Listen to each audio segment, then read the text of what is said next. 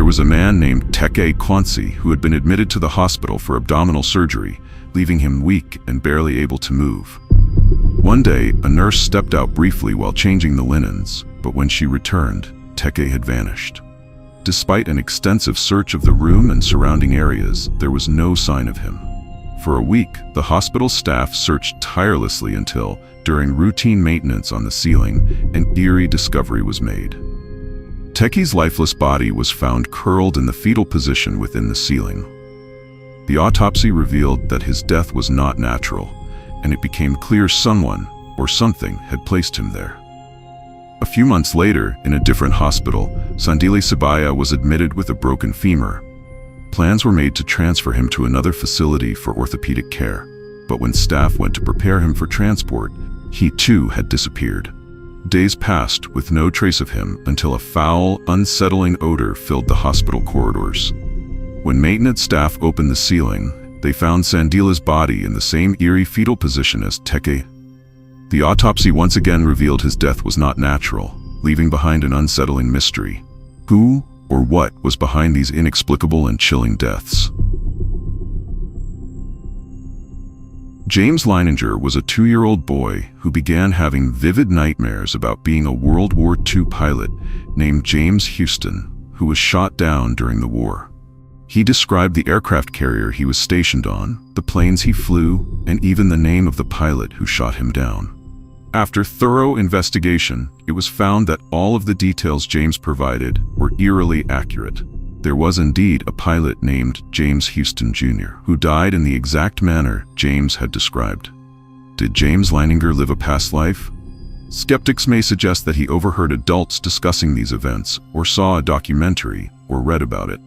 However, there is no evidence that James had been exposed to such information before his dreams and memories began. Furthermore, the specific details James recalled, such as the aircraft carrier's name and the type of plane, were not widely known or publicly available. This case remains a profound mystery, as the detailed memories James recalled cannot be easily explained by conventional science. In 2005, in a small village called Shams el-Din, near Bani Mazar in the country of Egypt, an eerie and mysterious event began to unfold. One morning, a man named Abu Bakr woke up as usual to pray fire, the dawn prayer. He was waiting for his brother Taha to join him, as they always prayed together. But Taha never came. Abu Bakr was surprised because he was used to seeing his brother every day for prayer. He finished his prayer and decided to go to his mother's house. When he arrived, he was shocked to find the house locked and dark. Inside, he found something he could never have prepared for: his mother, lying lifeless in her room. Her body was badly mangled, with her insides spilling out.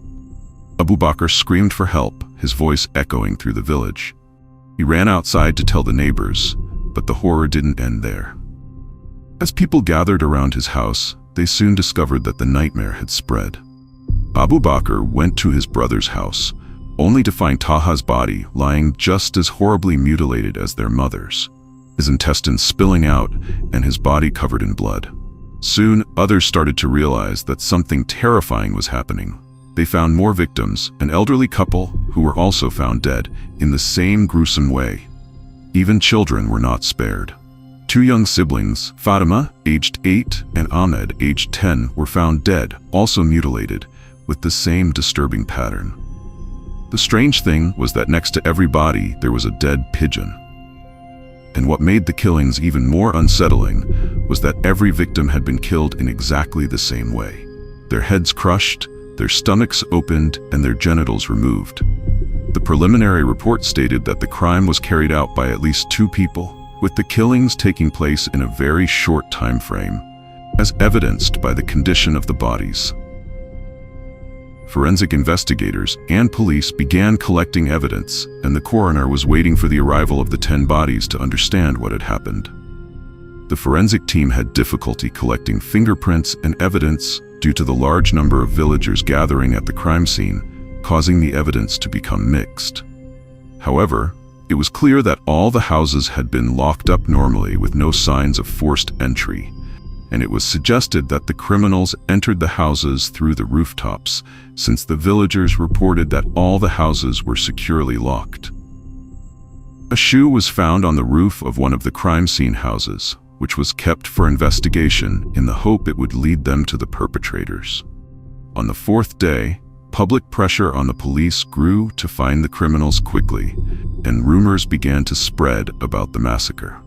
Some suggested that the victims were 10 sacrifices to the devil, connected to witchcraft, and that the pigeons near the bodies indicated a magical ritual. Another rumor was that the killings were linked to the trade of human organs, as it was reported that medical tools had been used for the mutilation. While the investigation continued, it was revealed that a mysterious white van had visited the village a week before the massacre, taking blood samples from some villagers under the pretext of a health ministry initiative. However, when the authorities contacted the ministry, it denied sending any ambulance to the village. To this day, the identity of the Bani Mazar Massacre killers remains a total mystery.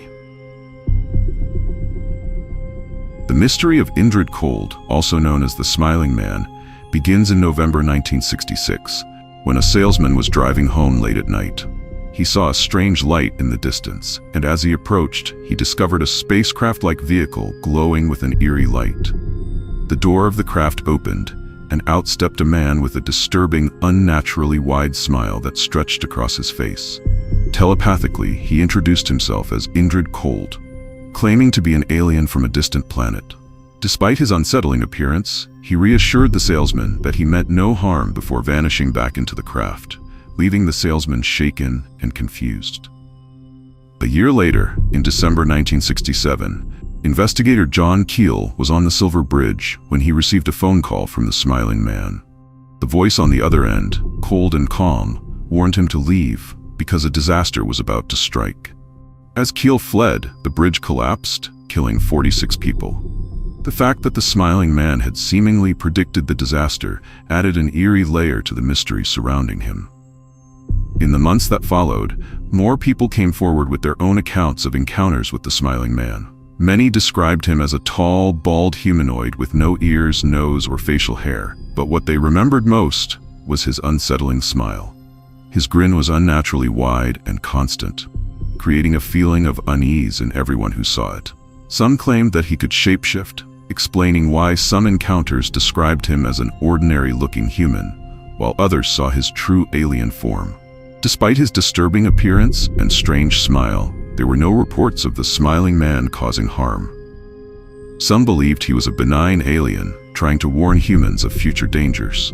His constant, eerie smile might have been an attempt to seem friendly, but to those who encountered him, it only made him more mysterious and terrifying. Whether he was truly an extraterrestrial or something else entirely, the Smiling Man's chilling smile and unexplained warnings continue to fuel the mystery to this day.